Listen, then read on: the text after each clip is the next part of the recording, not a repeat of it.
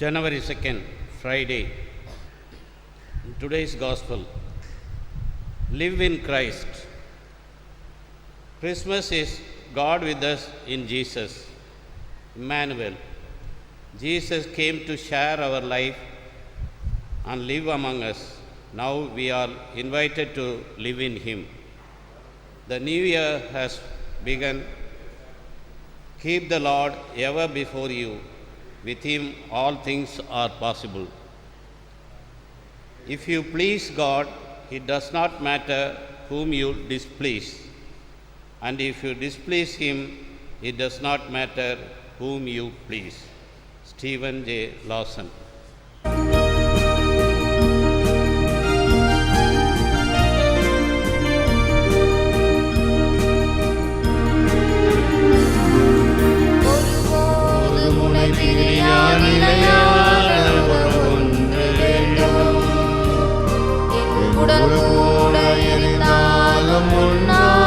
நான் சொல்ல வேண்டும். நினைவிலும் நீயே, கனவிலும் நீயே, நீங்காத நிழலாக வாயிறையா. ஒருபோதும் நிலையான உறவொன்று வேண்டும். உடல் கூட எரிந்தாலும் உன்னாமம் நான் சொல்ல வேண்டும்.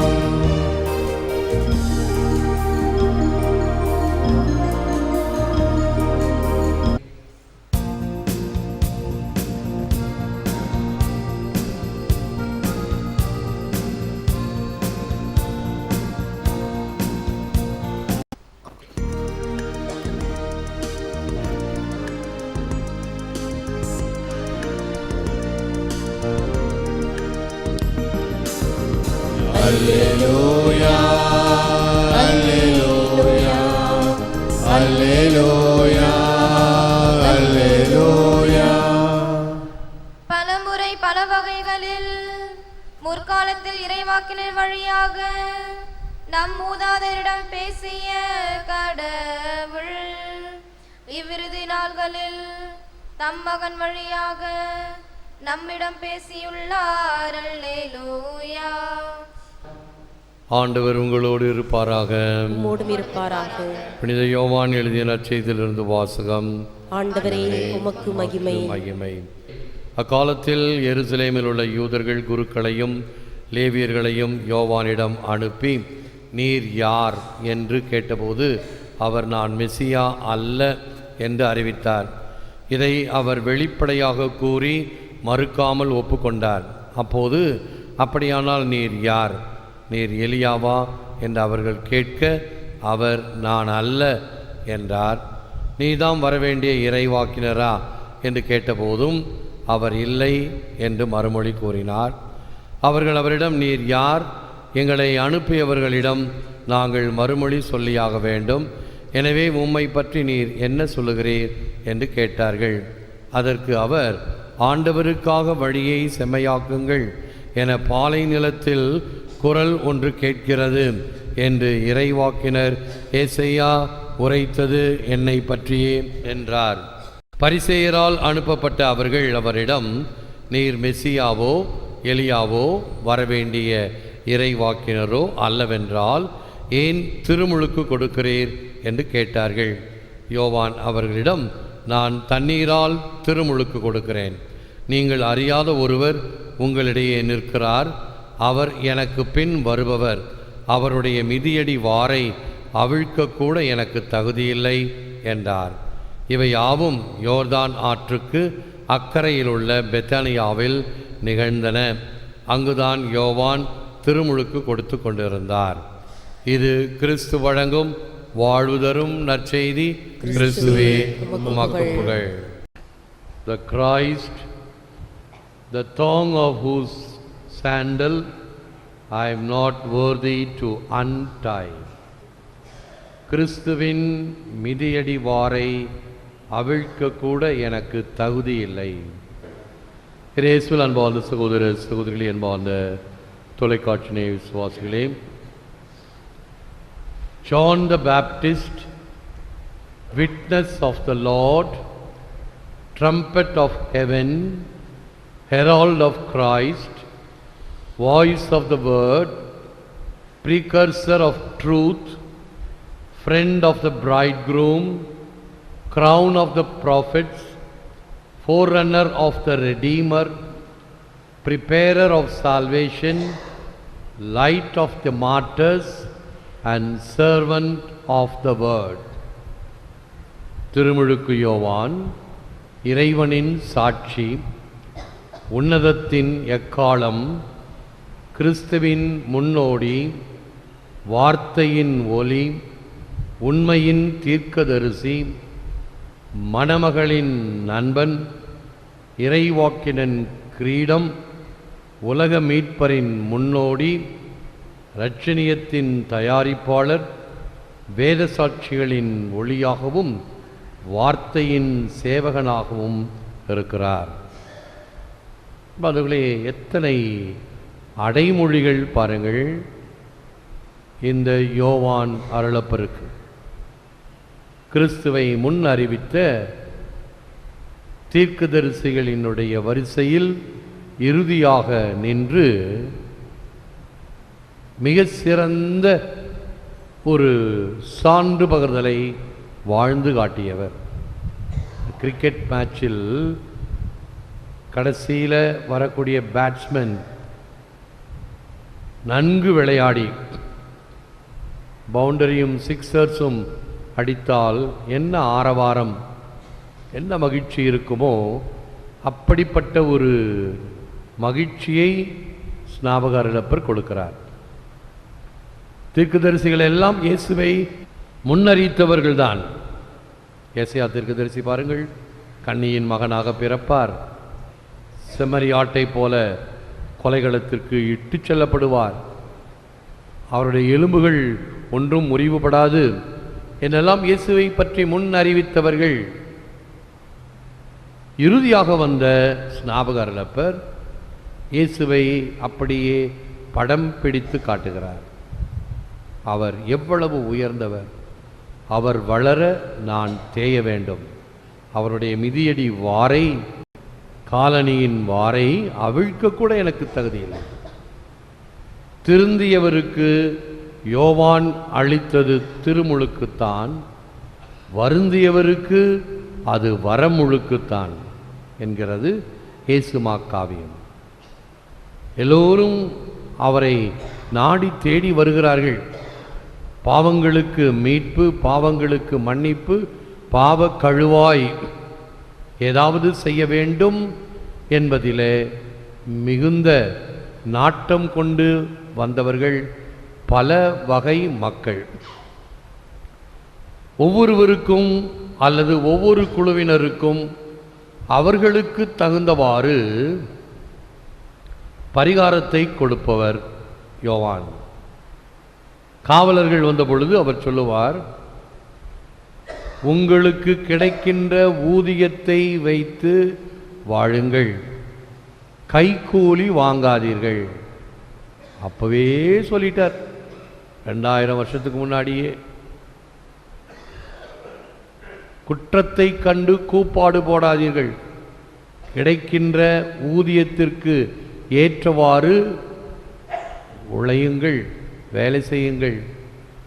மேற்கொண்டு கைக்கூலி வாங்கவோ இனாமாக பெறவோ அதிர்ந்து கொண்டு செல்லாதே.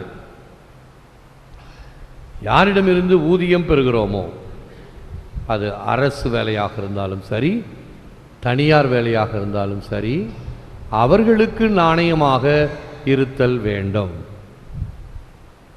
ஆனால் அநேகமாக இந்த அரசுக்கோ அல்லது ஊதியம் தருபவர்களுக்கோ நாணயம் இல்லாமல் சில்லறை காசுக்காக, சில்லறை அனுகூலத்திற்காக வேலைகளை செய்வதோ புறக்கணிப்பதோ தவறு என்று அன்றே ஸ்நாபக அருளப்பர் கூறியிருக்கிறார்.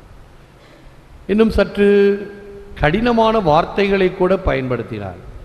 விரியன் பாம்பு குட்டிகளே, உங்களுக்கு யார் சொன்னது இப்படி பாவ கழுவாய் பெற்றால் பாவங்களிலிருந்து விடுதலை பெறுவோம் என்று? மரத்தின் கீழ் கோடாரி வைக்கப்பட்டுள்ளது. ஆகவே எந்த மரம் நல்ல கனி கொடுக்கவில்லையோ அல்லது வெறுமனே இருக்கிறதோ அவைகள் வெட்டப்படும். இவைகளெல்லாம் ஸ்நாபகரப்பருடைய கடுமையான எச்சரிக்கை வார்த்தைகள். சென்ட் கிரெகரி ஆஃப் நாசியானுஸ், நசியான் கிரெகருடைய திருநாள் கூட இன்று. அவருடைய வார்த்தைகள், let us be buried with Christ by baptism to rise with him, let us go down with him to be raised with him, let us rise with him to be glorified with him.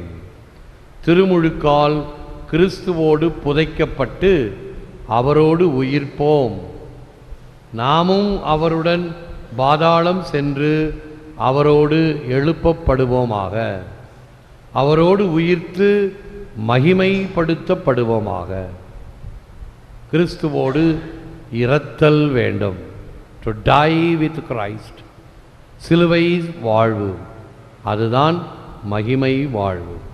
முள்முடி, அதுதான் மகிமையின் முடி. இயேசுவினுடைய வாழ்வு முழுமையான இரக்கமும் கருணையும் நிறைந்த வாழ்வு. ஆகவே எல்லோருக்கும் அவர் நன்மை செய்து கொண்டு சென்றார். அது தொழுநோயாளியாக இருந்தாலும் சரி, பாவியாக இருந்தாலும் சரி, கண் தெரியாதவனாக இருந்தாலும் சரி, வேற்று மதத்தையோ இனத்தையோ சார்ந்தவர்களாக இருந்தாலும் சரி, அனைவருக்கும் அவர் அன்பை பகிர்ந்தார். அதுதான் தாயுமானவர் இப்படி சொல்லுவார், அன்பு பணி செய்ய ஆளாக்கி விட்டுவிட்டால் இன்ப நிலை தானே வந்தெய்தும் பராபரமே.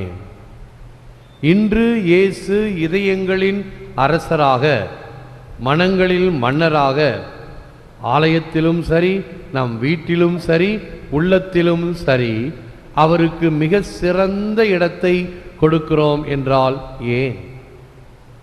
அவர் நம்மை எல்லாம் அன்பு செய்ய வந்தவர். அன்பினால் உந்தப்பட்டு தன்னுடைய வாழ்வையே பலியாக ஒப்பு கொடுத்தவர். எனவேதான் இயேசு கிறிஸ்து எல்லா உள்ளங்களிலும் இருக்கிறார். புனித சின்னப்பர் பிலிப்பியருக்கு எழுதிய திருமுகத்தில் 5ஆம் அதிகாரத்தில் அந்த அருமையான கவிதை, கடவுள் நிலைக்குரிய அந்த மகிமையை வலிந்து பற்றி கொண்டிருக்க வேண்டியதொன்றாக கருதாமல் அதை விடுத்து, வானகம் விடுத்து மண்ணகம் வந்து மனிதனின் தன்மை பூண்டு, அதுவும் அடிமை தன்மை பூண்டு, சாவை ஏற்கும் அளவுக்கும், அதுவும் சிலுவை சாவையே ஏற்கும் அளவுக்கும் கீழ்ப்படிபவர் ஆனார். ஆகவேதான் அவரை எல்லா பெயருக்கும் மேலாக உயர்த்தி இயேசு கிறிஸ்து ஆண்டவர் என்று எல்லா நாவும் அறிக்கையிடுமே. எல்லா பெயருக்கும் மேலாக மன்னவர், விண்ணவர், அரசர்கள், எத்தனையோ பேர் சரித்திரத்தில் வந்து சென்றவர்கள், மகிமைக்குரியவர்கள், பெருமைக்குரியவர்கள். இவர்களை எல்லாம் தாண்டி முன்னிலையில் இருப்பவர் ஆண்டவர் இயேசு கிறிஸ்து. ஆகவே அவர் வாழ்ந்து காட்டிய இந்த அன்பு பணியிலே நம் வாழ்வு அமைந்தது என்றால் இன்ப நிலை தானே வந்தெய்தும். இத்தகைய மனநிலையில் குழந்தாளிட்டு ஜெபிப்போம். Lord Jesus, make me a herald of your word of truth and grace. Help me to be a faithful witness of the joy of the gospel and to point others to you as John did through his testimony. ஆண்டவராகிய இயேசுவே, உமது உண்மை நிறைந்த அருள்வாக்கின் பணியாளனாக எம்மை மாற்றியருளும். புனித திருமுழுக்கு யோவானை நற்செய்தியின் மகிழ்ச்சியை பிறருக்கு காட்டும் உண்மையான சாட்சியாக வாழும் வரம் தாரும். இந்த வருடத்தின் மாதத்தின் முதல் வெள்ளியாம் இன்று நாங்கள் எங்கள் அன்பை பிரதி அன்பாக உமக்கு காட்ட சித்தமாயிருக்கிறோம். எங்கள் ஜெபங்களை கேட்டருளும். ஏற்று வரமருளும் இறைவா, காக்கும் கரங்களினால் ஆமென்.